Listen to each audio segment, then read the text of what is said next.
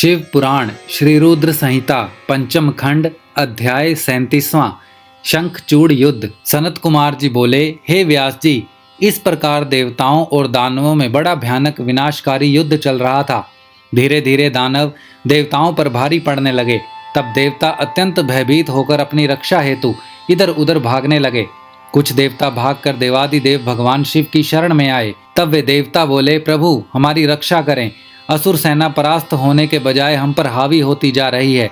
यदि शीघ्र ही कुछ नहीं किया गया तो हम अवश्य हार जाएंगे। देवताओं के ये वचन सुनकर भगवान शिव को बहुत क्रोध आया। वे उठकर खड़े हो गए और स्वयं युद्ध करने के लिए आगे बढ़े। युद्ध स्थल में पहुंचते ही उन्होंने असुरों की अक्षौणी सेना का नाश कर दिया। देवी भद्रकाली भी अनेक दैत्यों को मार मार कर उनका रक्त पीने लगी। इस प्रकार असुरों को युद्ध में कमजोर पड़ता देखकर देवताओं में एक नई जान आ गई। जो देवता इधर उधर अपने प्राणों की रक्षा के लिए भाग गए थे, वे भी आकर पुनः युद्ध करने लगे। उधर भद्रकाली देवी क्रोध से भरकर दैत्यों को पकड़ पकड़ कर अपने मुख में डालने लगी। स्कंद ने अपने बाणों से करोड़ों दानवों को मौत के घाट उतार दिया।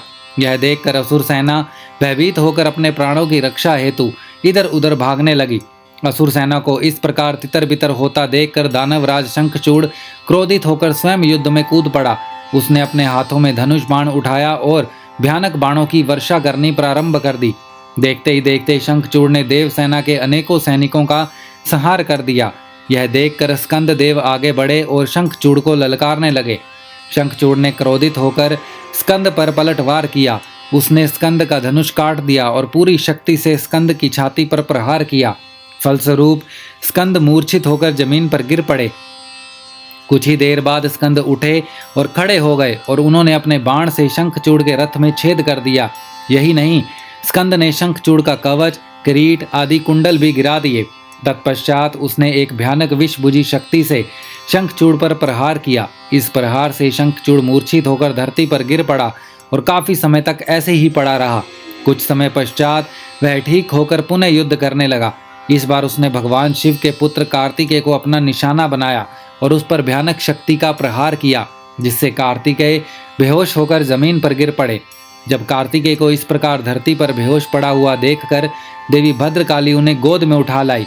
उनकी दशा देखकर शिवजी ने उन पर अपने कमंडल से जल छिड़का। जल छिड़कते ही कार्तिकेय फौरन उठ बैठे और पुनः युद्ध करने के लिए चले गए। यह कह पाना कठिन था कि दोनों में से कौन अधिक वीर और बलशाली है। एक दूसरे पर वे बड़े शक्तिशाली ढंग से प्रहार कर रहे थे। देवी भद्रकाली भी पुनः युद्ध में आकर दानवों का भक्षण करने लगी। श्री रुद्र संहिता पंचम खंड अध्याय 37वां समाप्त।